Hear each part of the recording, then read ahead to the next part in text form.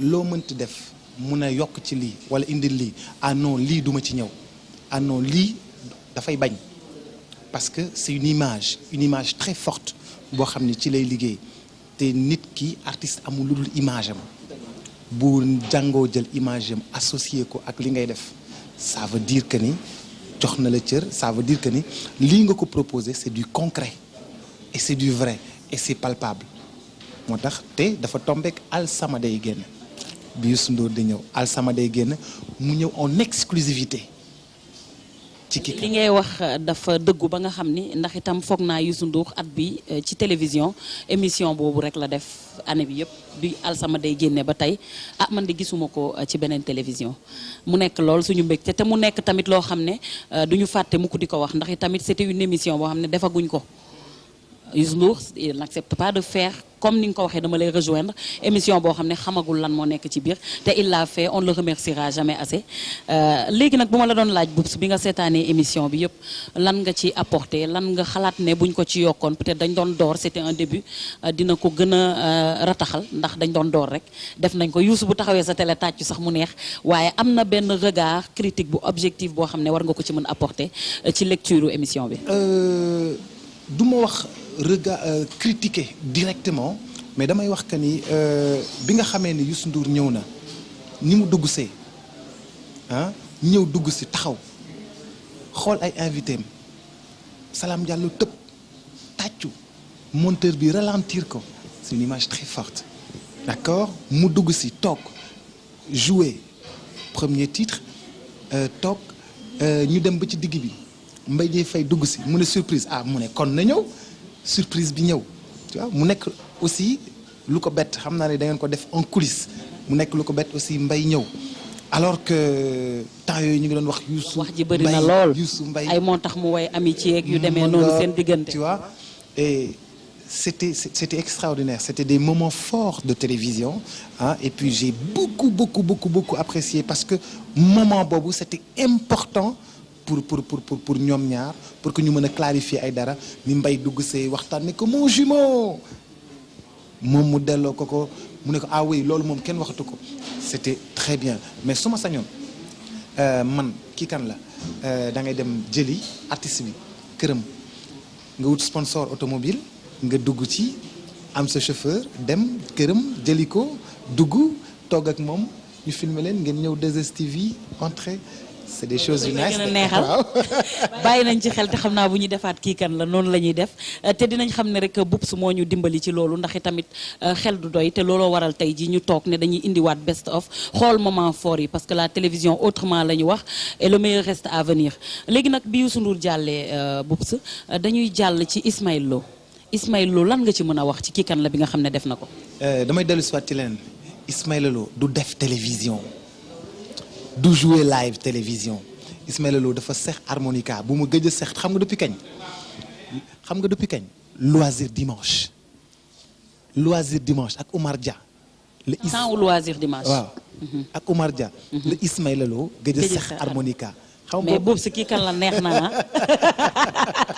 mu dellu si ça fait peut-être plus de 30 années plus tard ñëw àndandoog yow seexaat harmonica bi mais li ci gën a neex encore nga jékki-jékki ne ko surprise mu ne waaw jékki-jékki nga wane doomam Dada ay doomu Ismaël Lo kenn mësu dem gis ci télévision lu mu la nangul bari na.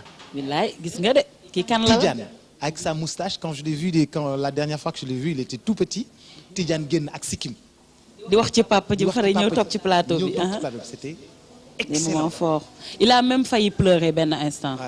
non ba pare Ismaël Lo da nga koy gis fii muy def télévision non Ismaël Lo ne fait pas de télévision ici c'est sur TV5 que tu le vois c'est sur des télévisions canadiennes c'est sur les autres chaînes de télévision européennes c'est vrai qu'il a acquis une notoriété sans limite fële en Europe et un peu partout dans le monde boo ne Ismaël Lo tout le monde connaît ba pare nag man li ma gën a marqué ci émission bi Boubs mooy tableau bi mais artiste complet la la peinture tu vois waxtaan bi comment il est ouvert may les affaire bi neex relax ñëpp ñëw c'était très bien et j'ai beaucoup apprécié aussi l'émission de Ismaël Lô et c'est un grand parmi les grands. Un grand parmi les grands donc kii kan la ni ko toppalante woon commencé ko nee naa leen aujourd'hui on va raconter une histoire mooy histoire kii kan la fa mu dooree woon la ñuy door ba fi nga xam ne fa lañ ko yemalee def best of ànd ceeg Boubacar Diallo bi Ismaël Lô jàllee ku jigéen moom moo ñëw te ku jigéen ki dama lay bàyyi rek nga wax ci moom foog naa ne di nga ci sawar lool. dafa am classe. Elle s'appelle Coumba Gawlo. Dafa am classe. Elle est apparue en télévision avec une robe de soirée rouge. Rouge argenté. Hein? Rouge. Strass bi. D'accord. ñëw avec une très belle coiffure dugg si fekk si jigéen. te moi j'aime tout ce que les femmes font. hein? ñëw dugg si fekk si la. ak Yomaale nekk loo xam ne bokk na ci répertoire Coumba Gawlo yi nga xam ne defe naa marqué na histoire carrière am. Tu sais Yomaale c'est d'abord la tradition mais aussi c'est du modernisme. Yomaale la vidéo de Yomaale dafa jouer lu bari ci carrière Coumba Gawlo mais le moment le plus grave c'est quand sa maman est arrivée. bi yaayam dugg see man sama kër dama doon lox parce que dama xam Tata Fatou Kiné Mbaye xam Coumba Gawlo Tata Fatou Kiné Mbaye damay nuroog benn doomam bu ñuy wax Khalil Seck su ma duggee këram rek dafay jooy mu dugg si rek ma xam ni tey ñu jooyoo peut-être boo doon dégg son bi di nga ko jàpp à 50% mais bi vidéo bi génnee les gens n'ont pas pu se retenir et Coumba Gawlo avait tellement bien joué son rôle à travers ce titre et puis yaayam gunge ko ci vidéo bi ngeen delloo sa ko si kii kan la chapeau. ñu gis ni également ci biir émission bi moom dafa am capacité way yuuxu na fa benn yuuxu boo xam ne dama ko ne est-ce que trucage la mooy ci mbëggeel bi mu ne ma duma la wax dara damay yuuxu léegi nga dégg ko te bi mu yuuxoo nee nañ ko fii trucage amu fi ba pare Coumba Gawlo était dans son domaine elle était naturelle bett ñu bëri naturellement muy maye di def grimace bi defaale ci cinéma mel ne actrice ci biir kii kan la. mais defalu la lépp. Coumba Gawlo gën na neex loolu. Coumba Gawlo. en tout cas gàddu na palmu maye bi ndax dafa doon concours ak Galo. mais dafa xumb Coumba Gawlo gis nga noonu ñaar moo am ci Coumba Gawlo liggéey rek la xam. liggéey rek. les gens se plaignent sax nee nañ dafa métti ci liggéeyam. non man maa la wax dafa métti. dafa métti ndax dafa dugg studio di enregistrer studio 2000 enregistrer ba 6 heures du matin d'accord technicien bi commencé nelaw d'accord mu bàyyi ko mu nelaw mu continuer bind ay texam technicien bi yeewu ay 10 heures mu woo ma ne ma midi na nga ñëw ma ñëw technicien bi. di lox ne ma mais Coumba Gawlo ñibbiwul ba léegi nelawul ba léegi mi ngi ci studio 2000 bi démb ba tey ma ne ko waa mais dafay liggéey rek ñuy enregistré ma ñëw defal ko voix pour sorti télé bi ak rajo bi Coumba Gawlo ñu ne voix bi naaw na Coumba Gawlo toogaat ba ay 17 heures mu woowaat ma ne ma ñëwaatal. damay nga defaat voix bi ma ñëwaat defaat voix bi ma fay jógee timis jot na Coumba Gawlo génnagul studio bi. nga ne ko man maa ngi dem ma ne ko man maa ngi dem technicien bi jékki-jékki raar bàyyi ko fa non elle fait que travailler Coumba Gawlo. perfectionniste la jusqu'au bout des ongles xam naa ne loolu moo ko apporté mérite boo xam ni aujourd'hui moom mooy jigéen boo xam ne c'est une jeune artiste moom kese moom moo ñëwagum nekk invité wu kii kan la topp ci les non moins grands mu Youssou Ndour ak Ismaïla Lô. mais bëggoon naa la laaj benn laaj. public bi da ngeen leen di defal casting bu ngeen leen di invité. la wax ci public bi. waaw mais parce que j'ai vu que vous avez un choix très select du public alors en Europe dafa am ay agences yoo xam ni casting rek la ñuy def. pour plateau émission télé yow la wax ci xale jigéen yow. waaw doyoo moo tax ma ne la. public bi. c'est un choix délibéré wala waxuma dara ci xale jigéen yi bul ma indi benn problème. xale jigéen yi bu ñuy ñëw kii kan dañ koy waaj. gis nga leen non dañuy dëbb ba mokk. mokk rumbax. waaw yow da nga yor tamit rek instant boobu di lay. di lay rek di sànni bëgg émission bi neex rek bu Coumba Gawlo weesoo dañu jël benn artiste boo xam ni sénégalais yi un peu partout dans le monde dañ koy faral di woowe papa muy Papa Thione Ballago Seck mu def moom isam émission bu riche andi ay artistes ay nitam ñëw wuy si ko Boubs. dafa mel ni kii kan la bu amee nit ki dafa xewle kii kan la buy am. nit ki nga invité dafa xewle. noonu la sax xew bu rëy day woo ay mbokkam woo njabootam ñi nga njaboot goo xam ne daawul leen gis mukk woo ay nitam ah ñooñu ñëpp ñëw plateau bi nekk plateau boo xam ni day différent public bi nekk public boo xam ni c'est déjà acquis à sa cause est-ce que yaa ngi fi ma lay wax affaire boobu yëpp tege Thione wan la Kiné ci télé bi. du ko wane. Kiné wax lu doy waar. mais Thione du ko wane. du wane Kiné mësu ko wane. waaye kii kan laa ko yor waaye. Thione du wane Kiné. mu bàyyi la Kiné waxtaan ak yéen. c'est important ah. c'est vrai. c'est important. et mu bàyyi la Kiné waxtaan ak yow et ma gis Kiné nekk à l'aise ma xam ni Thione nee na ko demal. wax lu profond en plus. gërëm jëkkëram. gërëm jëkkëram. ne day ragal baaxam bu koy wax sax yàlla bu ko xale yi jigéen yi gis ndax dafa ëpp. dinañ ko xool nag Tata Kiné. ba pare déedéet nee na yàlla dafa ragal ni Thione yàlla da ko defar pour moom rek. dinañ ko xool nag de. déedéet li gën a neex Thione tontu ko daan ma ne ko ku am jabar ju mel ne Kiné de doo waxatoo dara mu ne waaye ko am ku mel ne Thione tamit waxatoo dara. c'est une complicité. c'est une complicité kay. ba pare mu indi ñaari fecckat. ñaari boy def spectacle ce jour-là def spectacle bu mag. groupe Thiou feccandoo ak Thione affaire bi nice.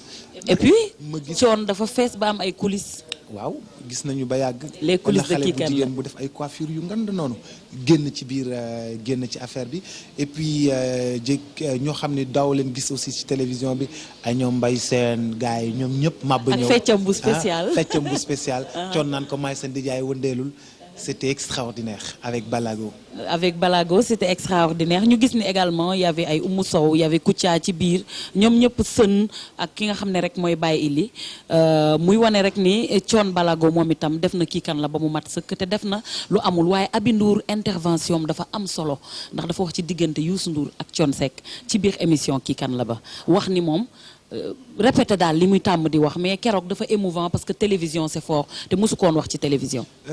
moo tax ma ne la da ngeen def casting ci ñi ngeen choisir ci seen plateau te casting boobu dafa am solo mu invité nit mu war a intervenir def intervention bu toll noonu tey jii est-ce que loolu noonu mu def amul lu mu joué ci diggante Thione ak Youssou Ndour tey jii on ne sait jamais.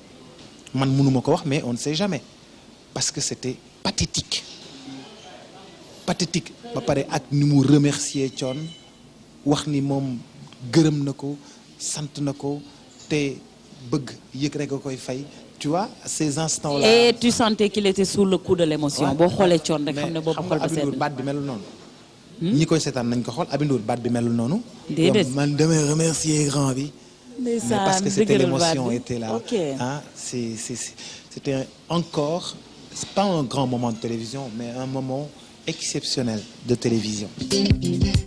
mbokk yeeg xarit yi nag sama invité duma ko présenté ndax itam présenté ko leneen lay doon dama leen di ñaan rek ngeen accueillir sama invité tey ci numéro 1 wu kii kan la.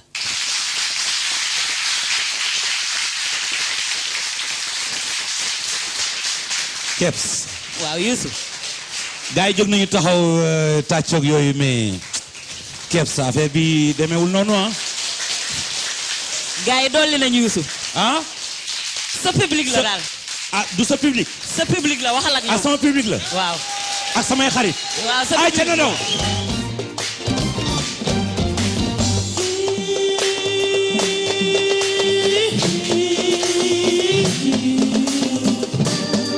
dangay mel ni gaynde njaay bu xiif baa bu wér maa ni kenn mënu ko tee ba du fàttu waay sama way wi na ko déglu nga déglu ko bu baax def ko ni sa way mu jariñ la waa c'est l'homme qui a peur sinon yaa réer bul bàyyeeku waay di nga gis sa yoon. léegi nag am na nag surprise dama bëgg rek mu ne jameet dugg si fii su ko defee ñu door a mën a continuer waxtaan bi ndax dama bëgg mu dugg si rek yëngal fii. na jëf na ko def. acca yegsil surprise. eh surprise. Babacar. Mbaye ngi ni Youssou ngi. jaajëf. jaajëf mais bro mais kontaan ci yow. jërëjëf. asalaamaaleykum. maaleykum salaam Babacar. waa 2S. Kebs Thiam. Youssou ma jigéen. mon ami mon frère. maa la wax lii. mon jumeau. maa la wax lii loolu moom. damay wax gars yi. depuis de ma dañ doon waxtaan quoi ma ne ko mbay daal gars yi daal sonal nañ ñu. même fii kër gii ma toog nii muy 2S. jéem nañ ma boole. waaw lu dee wax ak ay digganteem Youssou Ndour ak El Hadj Ndiaye. woykat yi. may commencé ci suma grand frère Thione Seck. bu kii ñu ne Youssou Ndour ak Thione Seck du ñu sax xoolante. ñu ne après ñu dem ci Baaba Maal. après ñëw ci Ismaïla Lo après Omar Pène.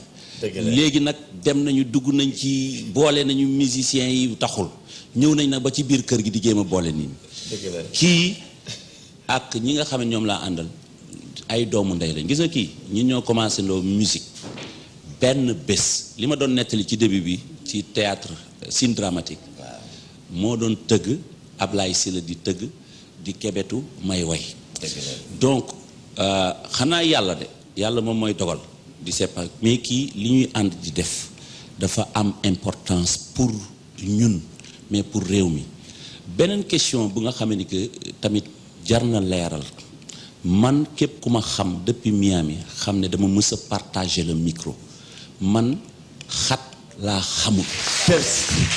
waaw dégg la xanaa ma sàppali saf na ba pare ma sàppali li Youssou wax. loolu mu wax noonu dëgg la. sama digganteeg maa jigéen mi dara xaju ci. nit ñi dëgg la dañuy tàmm nag di seen Youssou Ndour ak Mbaye Dieye Faye ci kaw scène bi nag. waaw muy saf nag sàpp. et loolu du jeex mukk abadan. waaw xam nga. ñu bare dañuy gis 2S wala dégg El Hadj Ndiaye ak vraiment tout le mérite bi nga xam ne daf ko am. ñuy commenter ci diggante El Hadj Ndiaye ak Youssou Ndour. diggante boobu. dafa yàgg El Hadj comme il l'a dit tout à l'heure El Hadj yàlla moo ko baaxee mu am relation ak tous les artistes au-delà même de la musique ku ci nekk bu taxawoon fii di wax digganteem ak moom dafay original man nag sama bos laay wax El Hadj yàlla daf ñu boole dëkk nañu ensemble El Hadj forcé naa ko guddi ñuy enregistré ma dem France gis benn machine taxawu ko ma gis muy téléphoné moment boobu xaalis bi sax du mat pour le lendemain appareil boobu fekk ma fa studio 2000 bu usine bi ubbee man ak sama waa kër ñoo fa njëkk a dupliquer cassette 7 yéen a ngi koy fàttaliku. léegi nag Youssou. nee nañ Youssou lan moo koy dawloo. Youssou gis nañ rajo yi macha allah. Youssou acteur.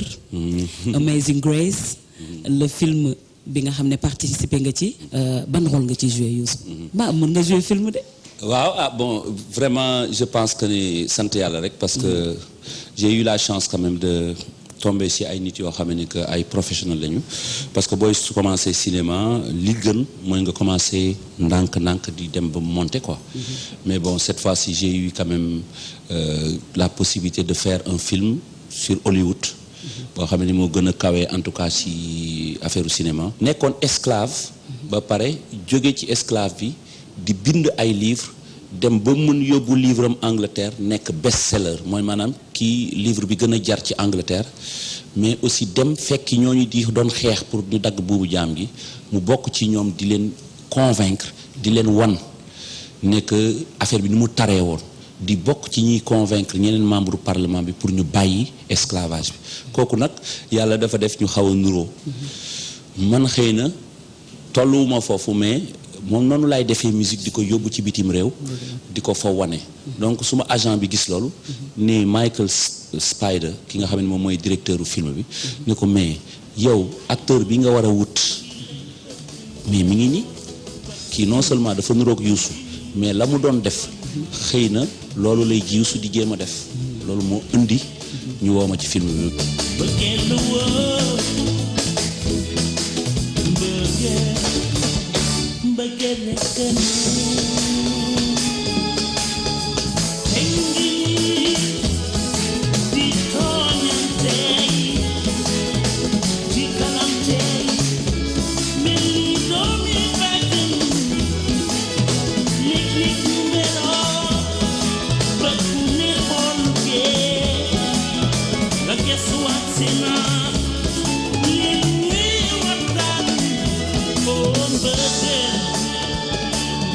bëggee la ne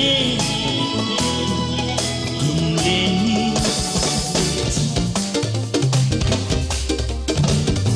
nga bëgg dem naan la toogal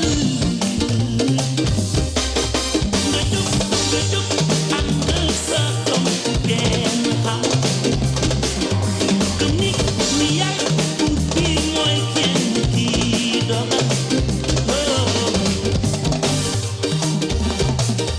mooy kii dogal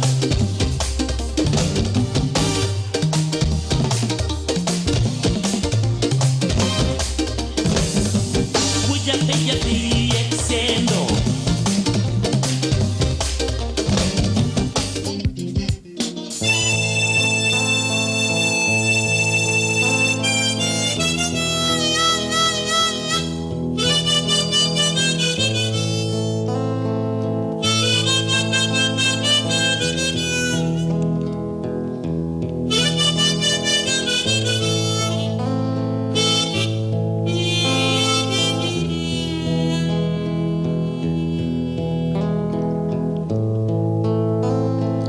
fan la mën a jaar ba fay la yaay booy ndax fay la duma yomba yaay man waaye dinaa def sama kéemtalaay kàttan ba nga kontaan lu ma def si yow waruma ka naw yaay yaay bëgg na yow nga kontaan ndax boo kontaanee yàlla dana kontaan ñu sargal suñu yaay booy sonn nga yaay booy mosoo tay yàggala tànqal di la sonal yaay booy réccu ma la ma doon jure xam naa amula dajul ci ñun ñi te alhamdulillah man mi bàyyi la jur naa i doom xam naa yor njaboot moo di lan yaay booy yal na la yàlla fay kon yaayoo booy balal ma yee balal ma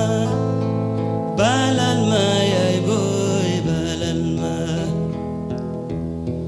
yee balal ma yaay booy balal ma.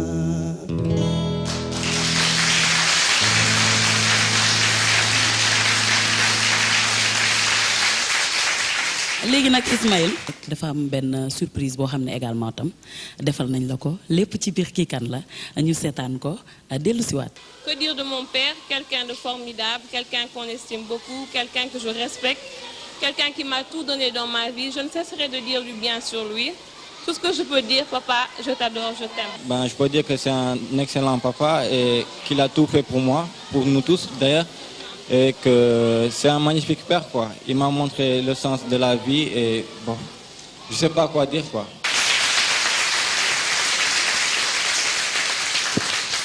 Ismaël, la complicité avec ta famille? Oui, vous savez, c'est émouvant, hein, parce que c'est vrai que c'est des surprises et que bon, moi je suis quelqu'un de très sensible.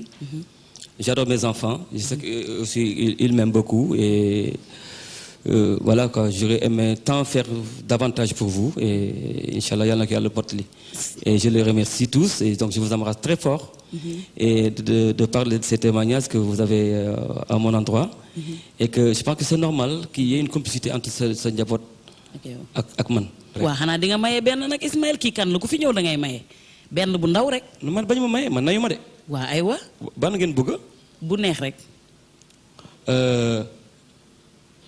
wax nga dëgg xam nga gars yi ñu may fàttali benn laay may wala ñaar. ñaar. bon dafa moom xam moom am na paa yoo xam ne dañu nekkoon genre kii gardien. mu nekk gardien nekk ci école bi bëgg nit ñi dee mu tëj balayer defar et cetera après mu ne monsieur comme ça am njaboot mu ne nag dafa bëgg a augmenter grade. après ñu ne ko non il faut nga am certificat d'études primaires loolu moom xam nga c'est mooy règle bi quoi pour nga mën nekk planton il faut nga am certificat d'études. mu commencé jàng def dictée grammaire observation leçon chant bi ñu defee matière yëpp nag mu jeex mu des récitation ak chant. mu ñëw ne papa ji bon xam nga waa ji nag bon moromu doomam la quoi. nag papa kon donc sa tour ma ñëw léegi kon nga taxawee nii rek comme ça nga réciter ni mu ne man ça récite pas. ne ko tu récites pas, qu'est-ce que tu fais? Mu ne je chante. Ne ko tu chantes quoi? Mu ne le coco chante. Ne ko bon papa je t'écoute. Mu ne le coco chante le jour paraît, tout s'éveille dans le village. Eh ouais. Pour que bon couscous soit prêt yaay boyo, femme de beau et de courage. Eh ouais. Pilom pompon. mi ngi xool loxo may tam ndax mi ngi def note quoi xam nga. waaye xaw sa bind mi ngi xool loxo bi. pilom pompon wo wo wo.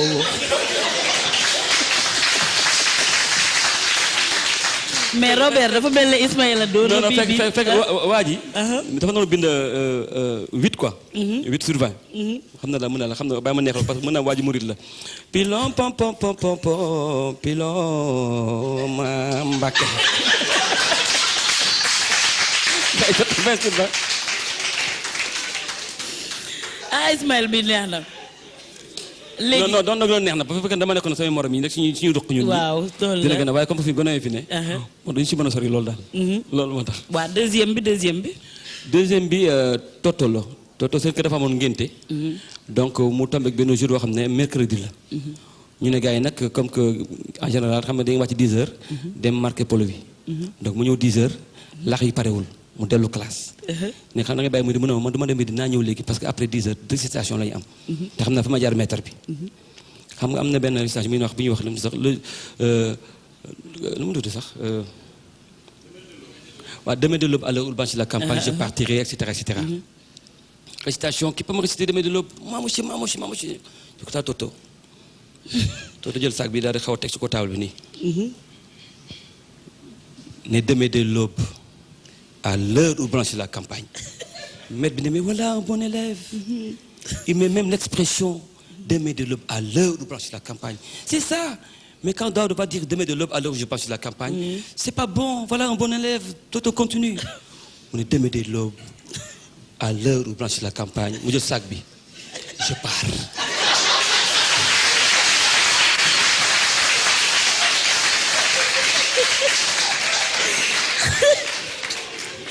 merci. xam nga je partirai la moom je partirai. daf ko def dafa def action bi moom partirai wul mais je pars. mu dem maître bi il était tellement content. mais xoolal ma lii mais voilà un bon élève. il est parti dans le mouvement il est parti. voilà Toto mais c'est parfait je lui donne 40 sur 20. donc ay kenn mu ne mais du coup mais Toto n'est pas revenu. il reviendra pas. pare gu ma de. ne Toto n'est pas revenu bon Toto de mu ne mais voilà c'est quand même parfait c'est bien. c'est comme ça je ne sais pas il faut mettre la forme et tout c'est important. Donc le lendemain Toto qui arrive mais Toto hier tu es parti mu ne monsieur oui je suis parti parce que c'était dans le mouvement quoi je pouvais pas revenir mais que tu as bien fait. le mercredi d'après maam benn ngeen xam bal seen koñ. qui peut me réciter une récitation moi monsieur ne quoi tu vas réciter mu ne demain de l'aube mais d'accord mi ngi xaar Toto jël saak bi teg. Et demain de l'aube à l'heure où blanchit la campagne maître bi te bagage ne ko aujourd'hui tu pars pas. bu ma la joxee li nga jàkkaarloog moom lan nga ci mën a def pour mbokk yi ñuy seetaan. ah da ngeen indi mbir yi ah yéen a ko morom. àddunaa ngi lay seetaan rek. waaw ñu teg wane beneen facette u Ismaïla Lo. boo xam ne du Ismaïla du musicien rek il a pas mal de choses ci côté art. lu xam nga man sama problème mooy man nag xam nga gars yi ñoom nii la ñuy peinturer. yow nu la neex defal. man nii lay peinturer. waaw garaawul tableau baa ngi Ismaïla ngoog sous vos applaudissements.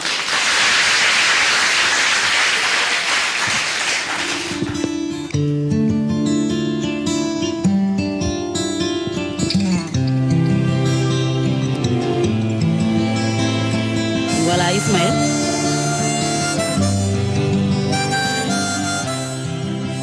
Ismaël tableau bi dañ koy def en 3 parties da ngay laal tuuti rek ñu bàyyi noonu. c'est une vraie surprise hein? C'est une vraie surprise. C'est une vraie surprise. Oui. gis nga tout cela rek c'est kii kan la essayer de découvrir ñëpp xam nañu Ismaïla Lo mais réellement personnage bi moom mooy kan.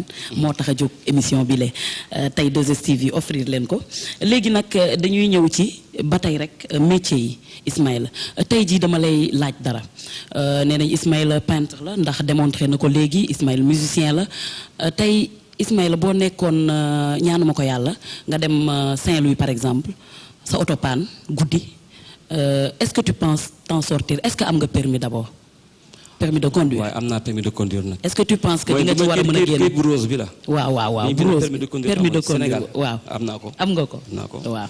am naa ko de. léegi nga nekk ci diggu guddi muy taw bu lëndëm kurus oto bi panne tombé en panne. Comment tu fais pour t'en sortir. côté boobu nag moom mu nekk dama posé question bu xaw a doy waar. parce que nag sopp naa lool. ci oto waaye nag mécanique moom. soobu ma si lool. parce que jéem naa bëgg naa ko nag gaa mais am na ñu si xam nga oto nag ça dépend lu oto bi panne. bu dee essence la. bon mën naa ko dépanner. da ngay dem rek gars yi ko arrêté ba yóbbu la station mu nga jënd essence. ñoo sol pompe mu ñëw kooku mën naa ko réparer. bu dee lampe bu burle la. mën naa ko changer. bu dee lampe bu burle bu grillé. waaw mën naa dem jënd lampe changer ko. bu dee pneu bu toj. te am cric. mën naa ko cric changer baax na yaa ngi ñëw de. mais nag bu dee joint classe bu pété. waaw ba ndox mi ak huile bi way. jaxasoo. kooku amoo ci pexe. mënoo ci leen. su boobu moom amoo ci pexe. ba tax nag aussi nag ça dépend nag comme ni nga ma wax daal ñaanoo ko yàlla waaye boo yàlla doon dogal aussi yàlla na ma yàlla def la ma panti watu station boo xam ne ay 200 mètres la ma pan foofu. boobu moom a gën a arrangé. dëgg la.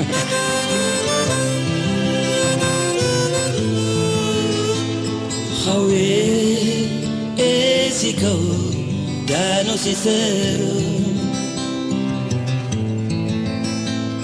mu ni la dégam julli nga mu ni la dégam woor nga ni taajaboon dañuy taajaboon ni taajaboon dañuy taajaboon wale wale wale wale Abdou Jàmbaar wale ñaari malayka la wale ci kaw lay jóge wale daanu si seeru wale mu ni la wale dégam julli nga wale mu ni la wale dégam woor nga wale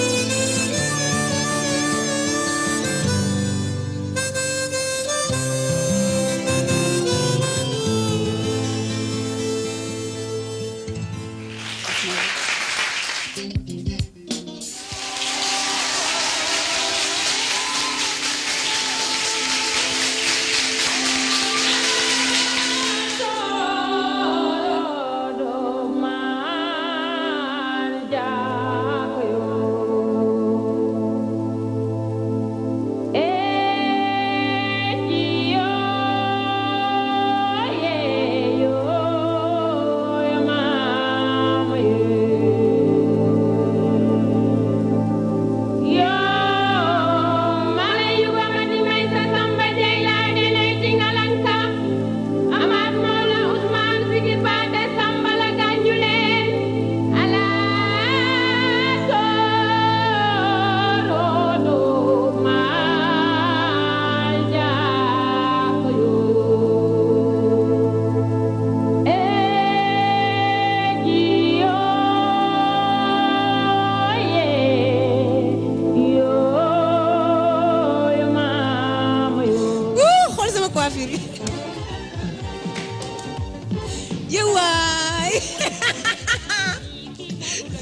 ndeysaan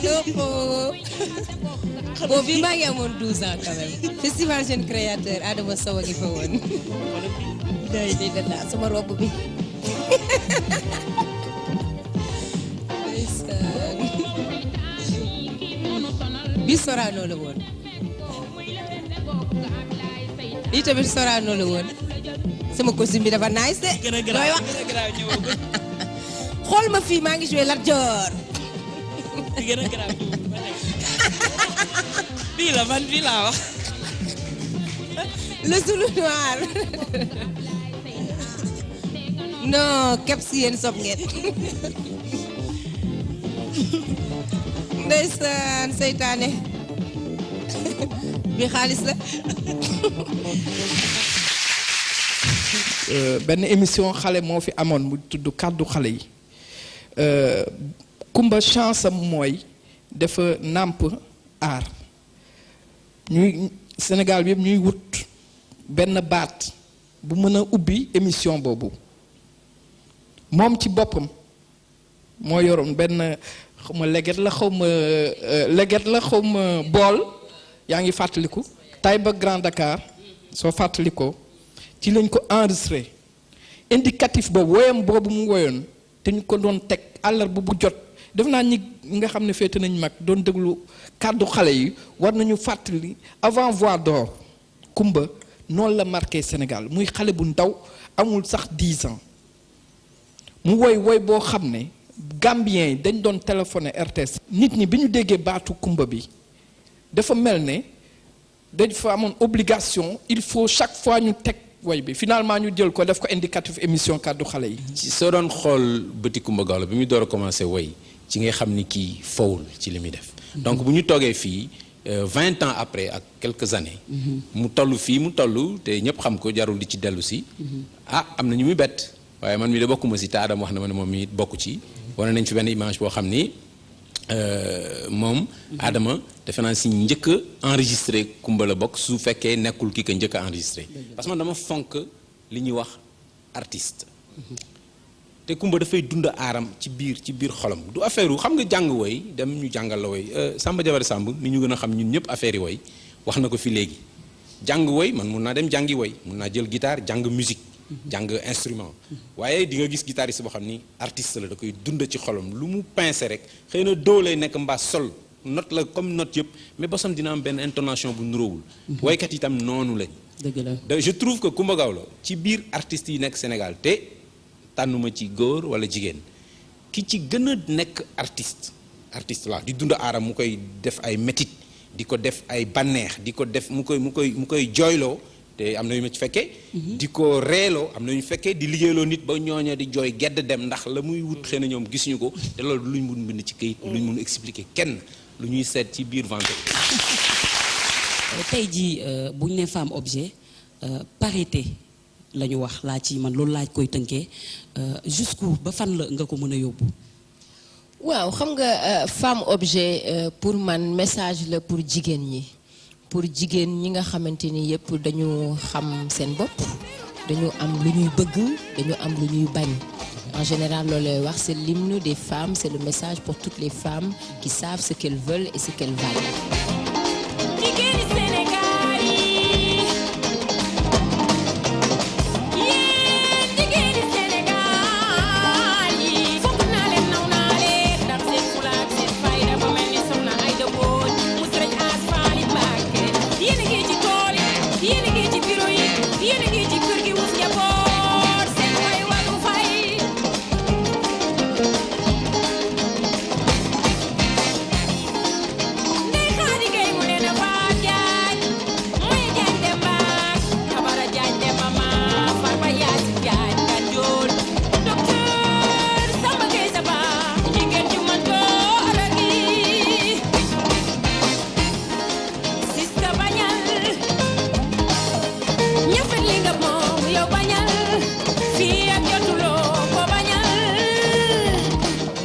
fi daf fi lancé défi nee na moo la daa xam maye. ayca bismillah. léegi nag kuy démarrer Kumba. démarrer ba pare.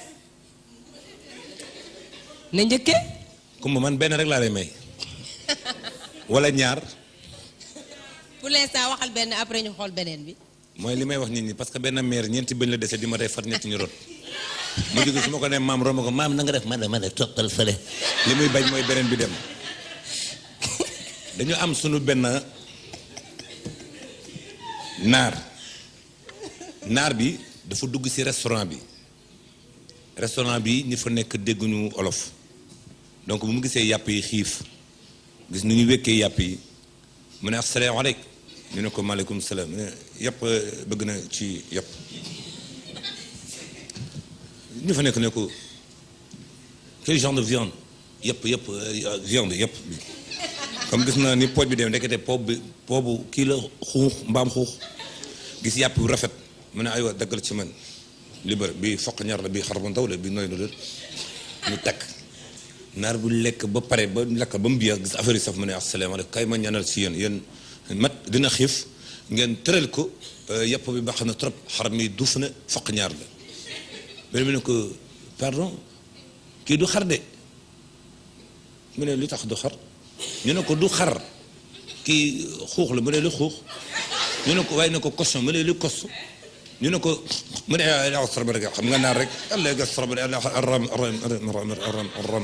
commencé yàlla du leen fay commencé dégg un jour 2 3 4 5 1 mois naar bi jaar côté ay Grand Yoff rek gis coggali mbaam xuux di daw kirim mu ne ay sa aram yàlla sipp na la yonent bi daq na la sa yëpp aram na sa yëpp waaye dafa tourné ba si ko dana waaye sax na yëpp kon Kumba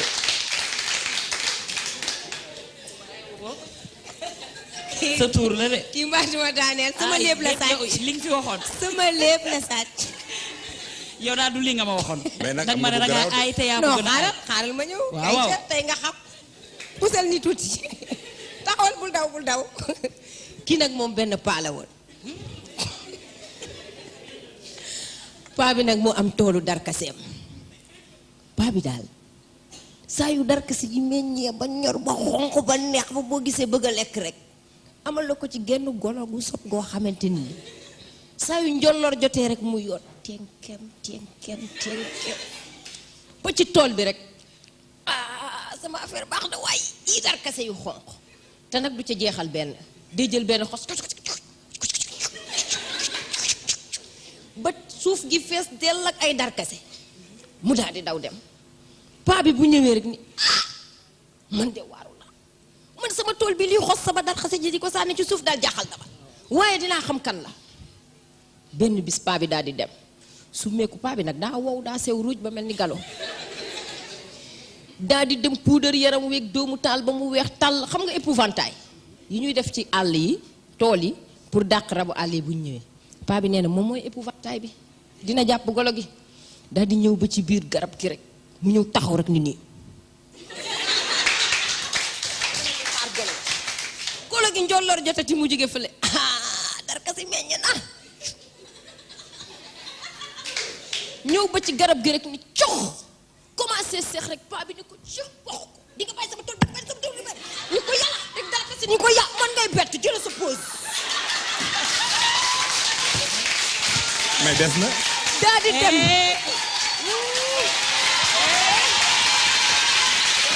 mais des na finition bi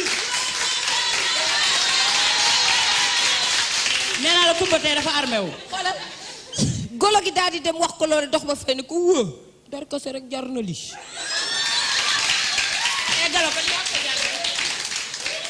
non sama lépp la nga daan moo ma jàngal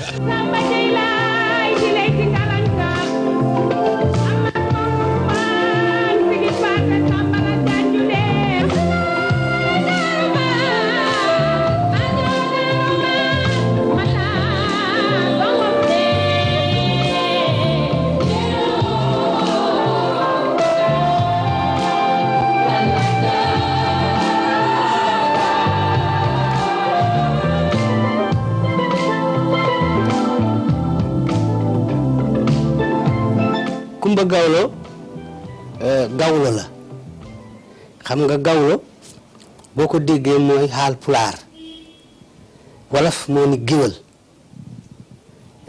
bambara moo ni jali dem na ba sax sunu mbokk yi koo nee diw jali mu defe ne da ngay xalam fekk di am na géwél yu dul xalam waaye boo turu géwél bi rek moom nag Gawlo la ñoo ngi jóge Fuuta li tax nag mu nekk Gawlo baayam ki nga xam ne moo jur baayam xari waali la tudd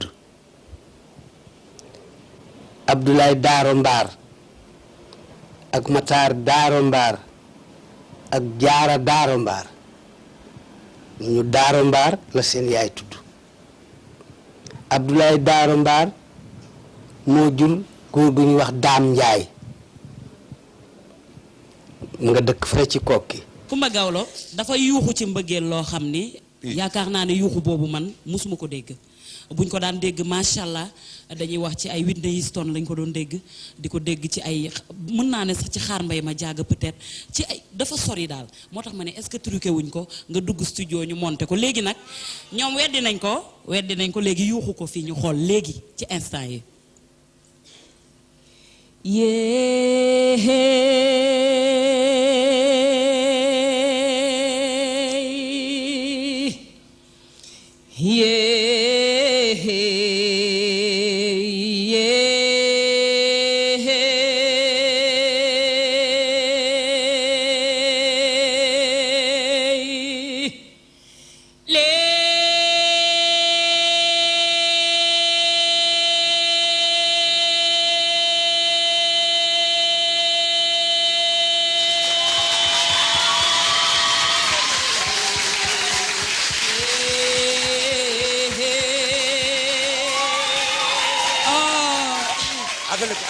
d'accord naa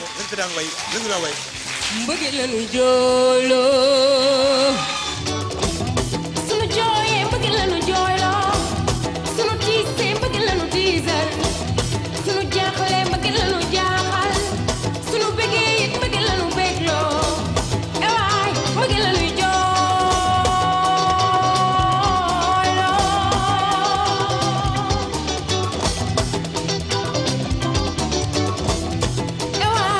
ni mu neexee mbëggeel noonu la mel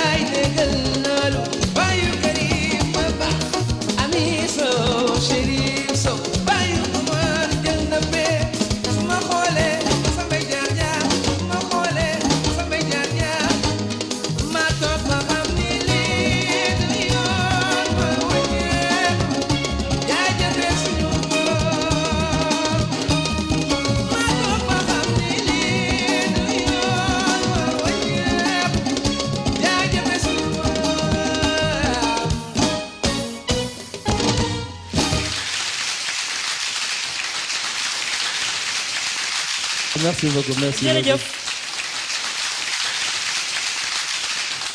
merci Kebs. Thione nuyu naa la. fay naa la Kebs. Adina dalal ak jàmm. naam Thiam. ci biir kii kan la. ni may dooree émission bi rek Thione. kan mooy Thione Ballago Seck tur wi day wuyu borom kii kan la yow yaay kan. Thione Ballago Seck. kese. ah. Thione tontul waay. ah walaay may Thione Ballago Seck xaw ma leneen li ma lay wax. am na leneen lu ne ci ginnaaw. enfin am na ñuy wax TBS. TBS mooy lan. TBS mooy Thione Ballago Seck diminutif Thione Ballago Seck. léegi nag dañuy jàll ci même lancé bi la Aby Ndour. Aby Ndour moom man maa ko amel njukkal moom. franchement parlant parce que. daf la bëggal boppam waaw diggante daawaati jéeg ak daawaati jéeg. man la ma bett ci benn ay wax. dama gis rek toute la presse Aby Ndour nee na son rêve mooy mu woy ak Thione Seck. Aby Ndour nee na ci woy Thione Seck la jànge woy Aby Ndour nee na il faut que mu ne la ma ne je me suis dit mais léegi nag bu ñëwee tey. dinaa ko laaj lu tax mu xaar si longtemps muy soo ko génne loolu. maa ngi nuyu képp ku fi teew ak képp ku ñu seetaan grand bi bala may wax dara dama koy remercier parce que nit xamul lu dul ku mu yëg mais xamul lu dul aussi ki ko delloo yëg bi donc te vraiment ci kanamu Thione peut-être ñun duñu dara ci kanamam ñun ñoo am chance ci moom parce que ñun ñoo mun a jël dara ci moom moom mënul jël dara ci ñun parce que moo ñu ëpp expérience donc diir bu tax durant boobu ba tey may doog a wax ne que j'ai envie et je rêve de chanter avec Thione Seck loolu li ko waral mooy soo amee artiste bu mag devant scène du da ngay commencer jël micro rek nga ne tey diw laa bëgg a woyal di nga dem ba tollu fenn foo xam ne peut-être di nga am benn confiance boo xam ne di nga ko am nga ne laa dinaa ne ok ça grand bi bu woyee jox ma micro je peux répondre pare naa mais olof dafa ni bu la lekkee alam na ko gërëma cooy nit ku nekk sooy wax rek da ngay wax te yàlla tax te Thione je pense que képp koo xam ne da nga bokk ci entourage am su dee da nga ne da nga ko bëgg am na ay qualité yu bëri yoo xamante ni peut-être yéen ñaar da ngeen koy bokk. dinañu woy maag yow. soobee yàlla. te dinaa intervenir sax ci musique bi pour mu xaw a nuru maag yow. voilà dégg nga foofu la. waa jeex na jaajëf merci beaucoup. dañ koy bàyyi rek mu jox sën moom itam mu andi digganteem ak Thione Seck Ballago mu wax ñu ci rek lan moo leen liyee yéen ñaar sën ñi ngi lay nuyu. Kebs maa ngi leen di fay. di nuyu ñëpp nag. di nuyu Sénégal yëpp. Thione noo ngi lay gërëm. jërëjëf sën. te yaa ngi wax ci Aby Ndour gis nga àdduna. nit rek mooy tekki boppam. ku ko tënk moo koy tekki. dëgg la de. nit lay tënk waaye yaay tekki sa bopp. Thione yal na yàlla may la wér. amiin jërëjëf yal na yàlla may la jàmm. waaye Kebs. lii ngeen indi ci biir dëkk bii. yal na yàlla jàppale leen. amiin waaye ñu bokk ko ñun ñëpp. de 2STV gii. yal na yàlla indi jàmm. waaye sër kontaan nañ ci yow waaye. jànguma Marème Ndiaye mii doon seen jabar directeur. ma bokkoon même classe même école. nga ne. may ne laata. day la. bu ko wax man dinaa ko. ban jàng la woon kon. barki laaj ko mi ngi may dégg xam nga fa ma national international. jàng la woon benn. ñi ma bokkal jàng ñëpp dañoo arrivé ba mu des man. waaye man lii sama sens. waa gaa Marème Ndiaye. nii la mas a mel dox ndànk wax ndànk gars yi bu ñu génnee récréation dañuy liir man suñu génnee récréation maa ngay seet nu ñuy tamaak nu ñuy sabare ak mère Fan ma moomu di jaay may tëgg kenn ku ne ma jël si juróomi dërëm. déedéet kay. Thione su ma ne salaamaaleykum ci classe bi ñu ne ma soor. nga ne. ma ne ko monsieur. ñu ne la soor. ñu ne ma soor.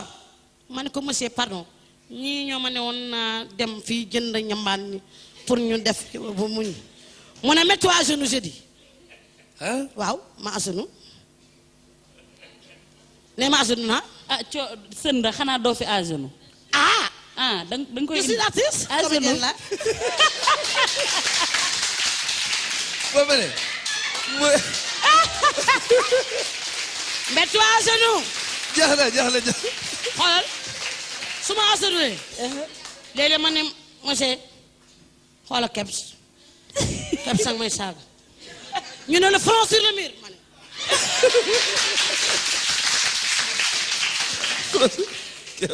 ku fi baax Sénégal bokk na ak yow classe xanaa damay laaj kay. ni nga nekkee woon ci classe ba. laaj ko ko. front sur le mur. Wóor na Mouhamad moomu. ay directeur rek laa bokkal ay directeur impôt et domaine ba ñoom ñëpp maa ngi ñoom. waaye ak journaliste bi. xale bi Mbodj. Ndeye Rokhaya Mbodj ñii ñëpp maa ngi ñoom bokk classe waaye man suba su ma xëyee maa leen jàng leen waaye yow yaa ngi ci wóor ba wóor ba dinaa lekk seen xaalis la ma leen waxoon coon moo am dëgg la suba su ma xëyee taxaw ci seen buntu kër ay junni lañ ma may billaay ndeysaan wallaay ndeysaan waxoon naa leen ko wallaay opte kay li ci gën mooy opteel loo xam waaye xullee xoole ak wax lu la warut boo ko def erreur yàlla tàcc leen seen ñu ne dañuy jàll ci madame nga ne ku baax moom dañuy seetaan li nga xam ne moom la wax ci yow góor la boo xamante ni laa biir na am na diine baax na gore na te lu mu wax dëgg la ci moom toppatoo na njabootam man mi muy nekkal yàlla boole ñu xam na may kan bëggul dara lu ma naqari nit la daal koo xamante ni kepp su may wax ci moom du jeex nit ku baax la daal ku bëgg njaboot la kepp li njëkk ci nit mooy nga am diine te yar na ay njabootam ci diine am na it franc parler boo xamante ni dëgg fu mu nekk ak lu mu ko mën a jaral dina ko wax nit ku baax la ku laabiir la ku généreux macha allah li ma bëgg a wax coon yëpp su ma ko wax est-ce que xale yi duñ ko këf sax na yóbbu ko ba pare xam nga li ma ciy wax dafay xaw a doy waar ndax damaa defee ne coon man yàlla daf ma ko defara pour man kenn moo tax am na yoo xam ne damay wax tuuti nëbb li ci des ndax damay bañ cat macha allah dafa sew tey coon daal nit la koo xamante ni man dama yaakaar ni yàlla daf ko defar ba pare daal doy na waar daal mënuma la wax dëggantaan njaay sax kan mooy coon nit ku am yërmande ku maandu nag ku doylu ku diiñ ku dërëm ak million la yemale moom daal digganteem ak doomu aadama yi yàlla la ci teg maanaam dafa jël yàlla daal teg ci lépp lu ñëw rek boo loo wax mu ne yàlla bañ na ko ba coon soo ko ne say projet mu ne la projet la yàllaa ko xam nit la ku baax ku ma bëgg ku ma yërëm ku ma yiir képp soo ma romboon léegi xool ma mere ma subaa coon ba rombee du la nuyu waaw dëgg la non sama xarit la sama xarit la macha allah ku julli rek dama ñaanal sama digganteeg coon yàlla na ci yàlla fal cat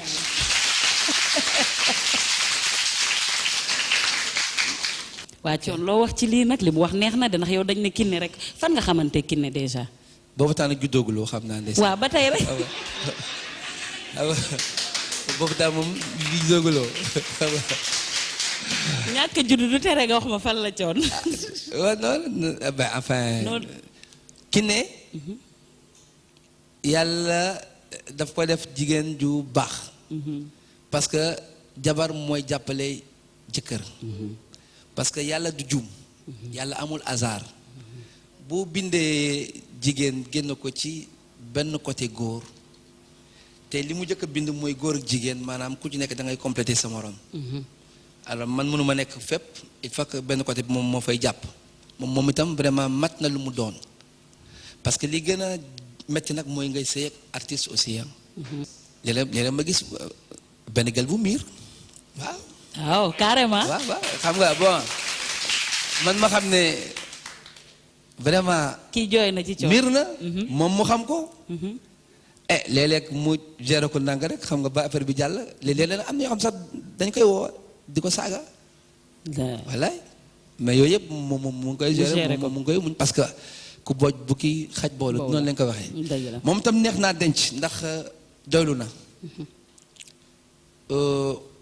tegul xaalis fenn te it téye na tànkam xam nga jigéen moom bu téye tànkam rek bu génnee rarement ngay génn te xew bu am importance mooy tax mu génn man mii maa war a sant yàlla ndax léegi jamono bi dafa lëbëjool lool ku am ko mel ne Kiné da ngay sant yàlla waaw waaye itam ku mel ne coon tam da ngay sant yàlla waaw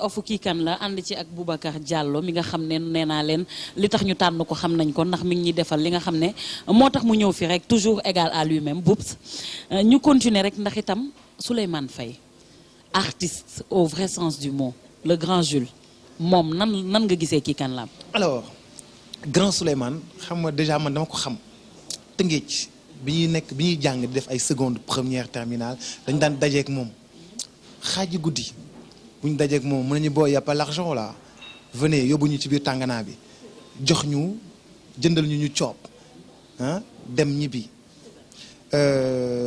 ma gis ko mu ñëw ak casquette à l'envers jékki-jékki ñëw ak chapeau sol chemise sol cravate nga génnee ay photom démba génnee koo xam ne kenn mësu koo gis en photo traditionnelle du sax démb barka démba yaayam tu vois génnee ko fi mu foofu nga xam ne fi mu nekkee bébé ak fi mu niroog Nelson Mandela grand Jules waxkat la man je l'appelle à la radio je dis que c'est le plus grand philosophe de toute l'histoire de la musique sénégalaise c'est le plus grand philosophe lu mu lay wax mën nga ko dégg waaye doo tem nga bañ ko dégg Souleymane Faye lu mu lay wax mën nga ko dégg waaye tem nga bañ ko dégg mais moment bi gën a graaw ci émission bi mooy bi mu toogee ne boy da ngay dem nga ne da ngay dem ci gaal yi non bu newoon ci gaal yi mu neex mais xoolal nu mu ko waxee mais ci gaal yi mais il a dit des choses Souleymane Faye te li mu ñeme artiste ñemewu ko moom dafay vivre aaram pleinement. il y a pas plus naturel que lui dafa naturel. dafa naturel dafay vivre aaram pleinement. Souleymane Faye dafa ngembu ci télé bi. waxal kenn mu ngembu. duñ ko nangu de. waxal kenn mu ngembu nga xool. ngembul fa dafa free quoi. dafa ngembu ci télé bi. grand boobu.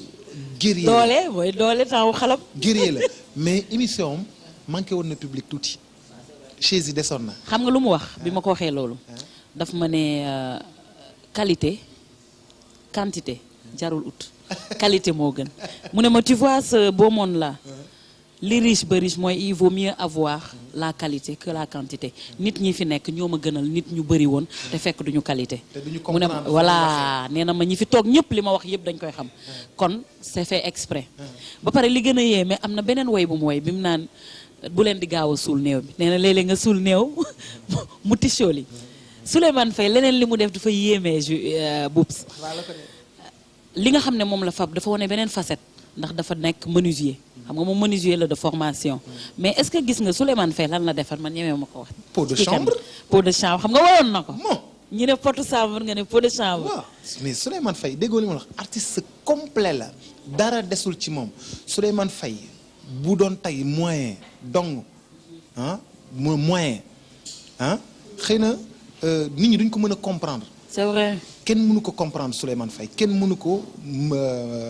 il reste l'éternel incompris. voilà de la société. tu vois mais Souleymane Faye bu doon moyens yi daf fi tege ñu war ko maanaam encadrer toppatoo yooyu mais Souleymane Faye kenn waxatu ko léeg-léeg da ngay dem fenn ñu teg c'est des concerts live bu mu def mais da ngay yéemu ci yàlla mais bu ñu dellusee ci contexte kii kan la Souleymane Faye ci côté texte moo def émission bi gën a riche ci kii kan la ci côté texte moo def émission bi gën a riche ci côté émotion parce que Souleymane Faye nit ñi toog prime time seen kër mën leen bu leen di gaaw a suul bàyyi leen ku mais c'est que dina wax mais duñ ko dégg. duñ ko dégg c'est vrai. di nga janoog moom mu lay wax mais doo ko dégg ba noppi dellu si waat nangoo liggéey ak yow il est trop fort. il est trop fort et yombul woon pour am ko. j'avoue que c'était assez difficile surtout nag man benn woyam moo ma gën a bi mu naan teylu leen. teylu leen. li mu doon woy ñu ngi koy gis c'est que Sénégal lay waxal te je me rappelle bi jafe-jafe yi gënee bëri ci réew mi clip boobu la ñuy teg seetaanal télévision bu ñu nee marche day am wala dara day am wala étudiant yaa ngi grève wala dara teylu leen la ñuy teg di ko ñaanal yàlla rek artiste hors pair la artiste bu mag a mag la te marqué na temps moom itam ak kii kan la Boubs ñu jàll ci keneen dañuy génn nag ci cadre artiste ndax itam ak prise de développement ci kii kan la ñu bokk bu ñu nee kii kan la dañuy def benn interrogation poser benn question jël képp koo xam nit ku nekk mën na ñëw kii kan la mais ci domaine d'activité bi nga xam ne moom ngay exercer moom lañ lay indee pour nga mën ko expliquer te bu ñu génnee ci émission bi war nañ mën a xam yow yaay kan ndax bi ñu paree ci moom dañoo dugg ci Pa Mansour Mbaye. C'est le gardien du temple. Hadj Mansour. C'est le gardien du temple. Mon ami personnel. Mon ami personnel. Mbaye ma caaka. dafa am loo xam ne moo am moom rek moom moo ko yore. fii ci réew mi. dëgg la. bu duggee Sorano bu waxee bu waxul ñëppay tàccu. Hadj Mansour Mbaye bu duggee Sorano bu waxee ak bu waxul tout le monde applaudit. loolu yàlla may na ko loolu macha yàlla moo allah ko may bu waxee nit ñi seen xol dafay tooy. éloquent. éloquent am diction éloquence diction maîtriser toujours lu muy wax. ba pare il prépare rien du tout. non yàlla moo def loolu yàlla moo mën a maye moom mooy maye mais surtout pa bi dafa mën a sañse. Pa Mansour Mbaye. nee naa armoire am moom. ah. xaw saa yoo ko gisee. ku koy gomeel. xaw ma ku koy tàppal waaye tàpp na ba loxo yi futt ndax Pa Mansour Mbaye mbasin ba dara du ca deñ. te bu mu sol benn yoon doo ko gisaat. doo ko gisaat. seetal. soloon na bii solaat ko doo ko gisaat kon léegi ñaata lay sol. par weer mais bu su loolu foog ñu lijjanti ko loolu foog ñu lijjanti ko ah. Adja Mbaye war nañ dem kër ga de war nañ dem kër ah xool naka la affaire demee mais dafa invité ay nitam tamit. nit ñoo xam ne dañu bëgg ñëw rendre ko hommage. bëgg ñëw toujours fekkee li nga xam ne la def. mu nekk mag. boo xam ni ndaw ñi dañ ko sopp. mag ñi sopp ko. man ma koy woowee le gardien du temple. tur boobu foog naa ne wuyu na borom ndax itam Sénégal day am ay jafe-jafe yu bari sax moom mu jaar ci suuf lijjanti ko te kenn du xam.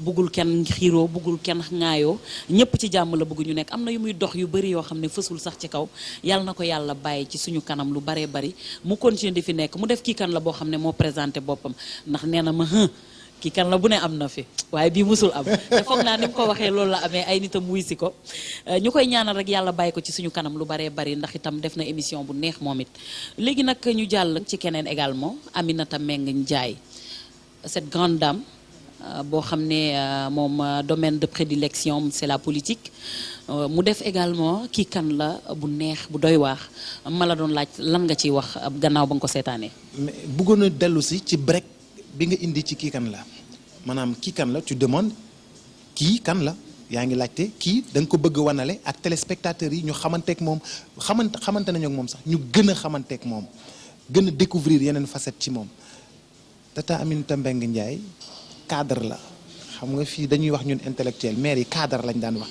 kii cadre bu mag la fa mu ne cadre la dafa jàng lycée Ahmed Fall génn jël fa ay prix yu bare bari comme nañ ñu ko waxee man ma xam ko en 1986 87 88 à la cité des enseignants sam papa di enseignant am kër cité enseignant moom it mu ñëw am kër cité enseignant ñëw dëkk ci cité des enseignants lu waay di togg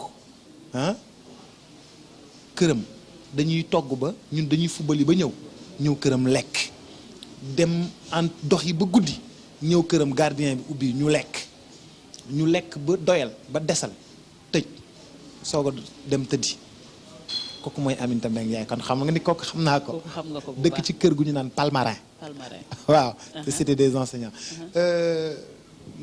mu ñëw Baba Maal intervenir ñoom ñaar ay camarades lañu.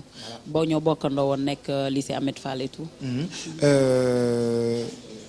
Baba Maal wax ci moom lu mag a mag ma xam ni Tata Aminata Mbengue def na scoutisme def way def fecc def fi nga xam ni fa la ñëpp war a jaar. ba noppi nag sportif de haut niveau. nekk sportif de haut niveau ba pare nag ñëw def politique ba noppi nag. respecté ñëpp respecté ko Tata Aminata day wax ci politique di kaas lu muy kaas te doo dégg mu wax lu mu warul wax. ba pare nag elle est restée la même dara taxu ko soppeeku comme ni mu ko waxee. xiine ba nga foog ne day taw mu jékki-jékki naaj am na lu tax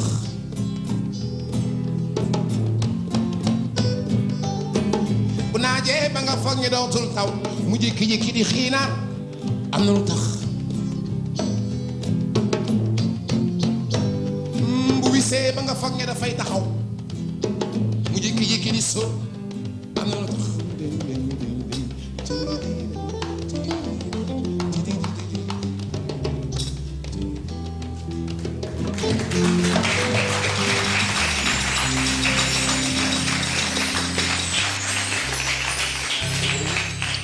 bravo Souleymane teylu leen foog naa ne ravivé na ay souvenirs yu bari ñu bëggoon rek nga ñëw toog ci plateau bi daal di commencer nag jublu ci waxtaan wi ndax àdduna namoon na la Sénégal namoon na la gëj nañ la gis lool.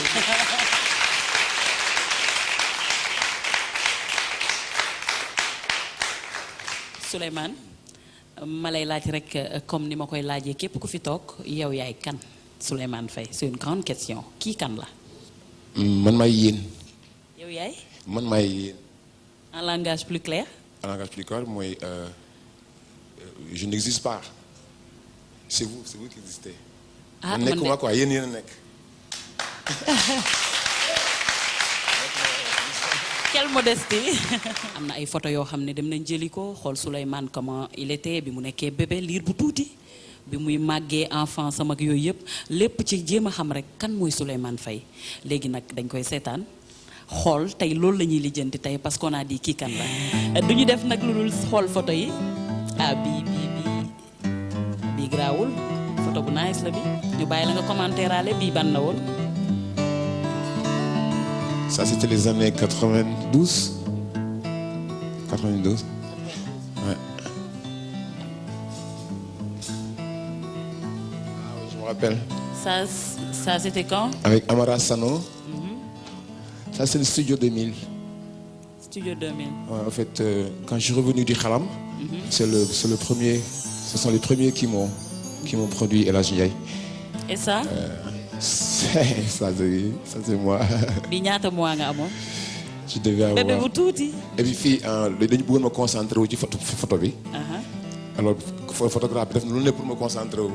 dañu obligé jënd benn banana talal ma banana bi nga gis ma talal sama loxo noonu mère ngi. kii sa yaay la. est-ce que.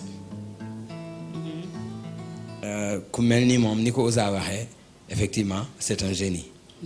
waaw man dama xam nga boo mënee woy dama koy tooñ alaaji laa koy woy ndax moom dafa neex mais ñëpp ko respecté toog naag mi woykat yëpp yu mag yëpp biñ nekkee en France fu ñu daan dem tournée Souleymane bu daan woy tubaab yi day envoûté tubaab yi parce que bu ñu commencé mos doole par exemple Jean-Philippe Henri teg benn tapis et puis mu koy woy en mi bémol nga xam ne cuune du ko woy ñépp koy xool buy woy foofu donc moo tax lu neex mukk du doy boo gisee mu demee nii ku ne jaar fii xam wax naa ci journaux yi ne dama bëgg a jëlaat rassemblé waat xalam moom laa jëkk a waxal Just for You mu ne ma grand maa ngi sa ginnaaw loolu tax ma sañ ko def ndax bu fekkee ne ndax loolu moom bu fekkee ne dañ koy jéem a def c'est Souleymane àndu ci du ma d'accord moo tax moo ma jox ndigal may fit moo nag yéen Baram Sak bàyyi bu fekkee ne yéen a ngi seetaan France da ngeen xam ne seen kaw laa jëm boo ñaar seen loxo Henri Guiabert d'accord na Souleymane d'accord na man d'accord naa kon nag c'est loolu xalam patrimoine la bu Afrique moom moomatuñ ko xam nga ñun suñu génération c'était les années 60 donc mooy jamonoy twist c'est l'époque coloniale dëkk bi dafa neexoon way nga ko sax d'ailleurs ceeb bi niin na ñëppay liggéey jamonoy twist donc voilà quoi donc ñun dañu am ay suñu famille day am suñu géwél a juddu c'est-à-dire que sama yaay daan ngénte no sama papa day ngénte bu ngénte une semaine après sama yaay ngénte une semaine après suñu géwél a juddu ngénte xam nga jamono yooyu neexoon na waaw neexoon na waaw donc bon si ngénte suñu géwél a juddu bi nag moo dàq si ngénte yi parce que dañu ay tama andi ay sabar tu vois dañuy fo donc damay juddu ci biir ngéwél daal ngéwél suñu biir famille dem nañ ba sama nijaay sax sama yaay wax ne bu leen ko woyati Laba Seen la leen ko nijaay jaay la xam nga dañu amoon rapport boobu te man ngéwél dama ko mës a bëgg bi si ñoom laay ma ngoone ak yooyu donc ñooñu bi ñu fi jógee amatuñu benn repère dans la musique traditionnelle. et suul leen balaa muy testament suul leen suul leen balaa mu fi dekki nañ ko suul deena am deewul nañ ko suul boo dee suba balaa ngoon ñoom ñu suul boo dee ngoon balaa bër set ñoom ñu suul lu ñu yàkkamte suul woo leen médecin mu xool néew bi balaa ngeen koy suul ñoom dañuy teel a suul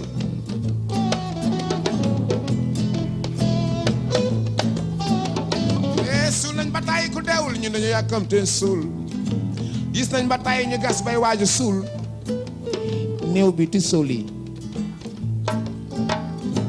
gis nañ ba tàyyi ñuy gas bay waaju suul néew bi dekki ñëpp daw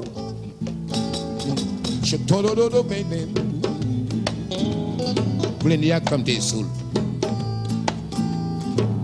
suul leen balaa muy testament nañ ko suul suul leen balaa muy dekki nañ ko suul deena am deewul nañ ko suul ñoom dañoo yàkkamtee suul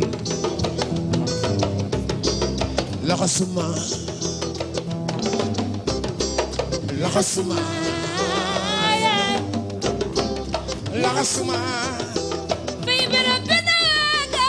laxasuma waakar kuma sañoon laxasuma mag ñi la jàng yaa jàng ñu fi la laxasuma laxasuma laxasuma laxasuma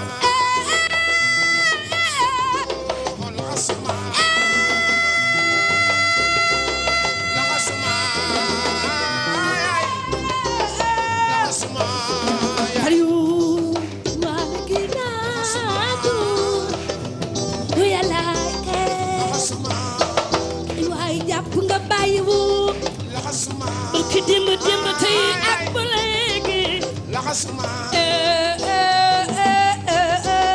laxasuma Slimanu laxasuma Slimanu laxasuma Slimanu Aliou naa la ginaagu yow gi ñaan naa la ne njéeréer yi dinaa leen fi jëlee waatal naa la ne taw bi dinaa ko andiwaat dëkk bi day neexaat fii day naataat nga ne da ngay dem da ngay dem a caaxaanoo da ngay dem ci gaal yi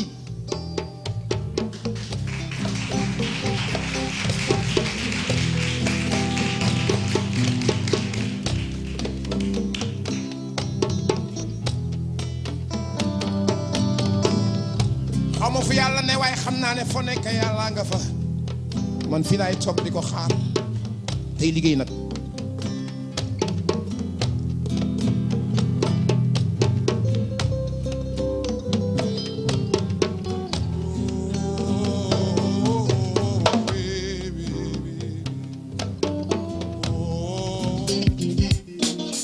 catholique yi xam ne noo nekk ci réew mi ñoom ñëpp samay xarit la surtout càndu mi xam ni ci dëgg-dëgg moo fi nekkoon moom sama xarit mais moom mii wax nag ku ko ràññee laa ci ëttu Alhaji Abdoul Aziz ci lëttu Sëñ Mansour ak Cheikh Seydi Ahmed Tidiane ak Seydi Abdoul Aziz ak ca dëgg-dëgg ak ëttu kër Xaadimu Rasuul yëpp moom ku yàlla baaxal la xam nga lii mu seede ku baax rek ku mën a seede ca fekkewu ma ko kon man tam maa ngi koo ñaanal yàlla may ko gudd fan yàlla may ko wér.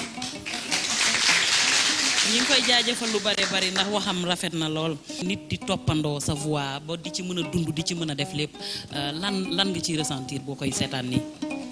mas naa waxtaan ak l'ancien président de la République l'ancien gardien de la Constitution mu ne ma Mansour Mbaye dégg nga Morba ma ne ko oui président dégg naa Morba mun ma Gouthia ma ne ko dégg naa leen mun ma est-ce que daan la jox droit d'auteur ak Mamadou Diop maire de Dakar man ko kenn joxuma ci droit d'auteur mu ne mais Mansour da nga war sant yàlla ndax boo demee ci réew ba nit di la toppandoo di ci am dépense am di ci dundal këram loolu da nga ci war sant yàlla looloo tax dama ci bëgg ak di ci kontaan.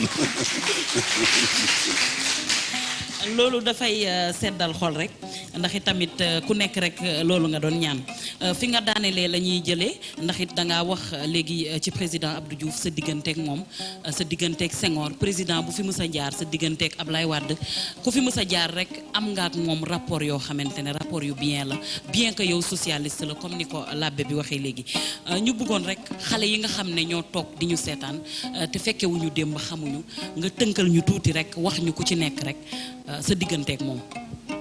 Léopold Sédar Senghor dama ko xam ndax bi ko Lamine indee en 1945 booba ñaari collège yu fi nekkoon les 4 communes des citoyens nekk des citoyens français ak les sujets français booba 4 communes yi ñoom rek noo tudd des citoyens français mooy Tëngéej Gorée Ndakaaru ñooñu noo nekkoon des citoyens français ñi ci rek nekkoon des tirailleurs sénégalais mu ñëw jël carte socialiste SFIO Amadou Babacar Sa Chopard moo ko jaay ndax boobu moo doon secrétaire fédéral du parti socialiste kon Senghor bi mu ñëw fi la ma fekk nu am nag des relations très bien mu xamee woon ma nekkoon ca dëgg-dëgg un homme de culture nekk un poète nekk le premier agrégé en grammaire à travers l'Afrique occidentale française dëkk Sénégal ñëpp naw ko ñëpp. mu pare nag nga ñëw ci ki nga tuddee le gardien de la constitution muy Abdou Diouf. waaw kooku nag samay mbokk ak mbokkam duñu jaxasoo góor gi Momar Gaye moo gi Yacine Gaye noo bokk neeg bàyyi Yacine Gaye moo jur Kumba Dem mu jur ko kër gënu dëkkoon ci Louga di kër Cheikh Seydi El Hadji Malick sunu kër yi noo jëloo woon ba yàgg kër yi sax nekk benn boobu sax Abdou Diouf xëy na juddoogul Abdou Diouf bi mu ñëwee daf ma fekk ma nekk dans le parti socialiste Abdou Diouf dama fekk Senghor ci la ma fekk ndax man Lamine laa àndaloon kon ci dëgg-dëgg Abdou Diouf taxul ba nekk socialiste dafa ma fekk dans le parti. socialiste pur et dur waaye empêché wul tamit nga am de très bons rapports ak le président actuel muy le président maître Abdoulaye Wade. dama ko bëgg président Wade dama ko sopp dafa am ay jukko sénégalais ndax président Wade keroog ba Aram Guèye gaañoo mu yëbal son gouvernement ak le maire de Dakar Papa Diop ñëw ni damay jaale si Aram Guèye ba Kumba Dem gaañoo. ak keroog bu ñu ko élire au suffrage universel mu seet sang bu tedd ba sëñ Saliou Mbacké ni li may def damay seeti Kumba dem fa jaar fa le responsable des jeunes socialistes de mu ni man Ablaye Wade may ñëw Rose Bass de mu ni man Ablaye Wade may ñëw Ami May Gueye Kadde mu yónnee saraxam Abdou Diouf Kumba Dem gaañu fi mu bàyyi mission ba mu doon def ñëw ni damay jaale si Kumba Dem ndax sama jigéen mais kii c'est un Sénégalais kuy Sénégalais war nga bëgg maître Abdoulaye Wade. ñaara gay naagu Mamadou Mansour yàlla na ngay keenuk mbaar mi yàlla boo gaaw a sëggee Mamadou Mansour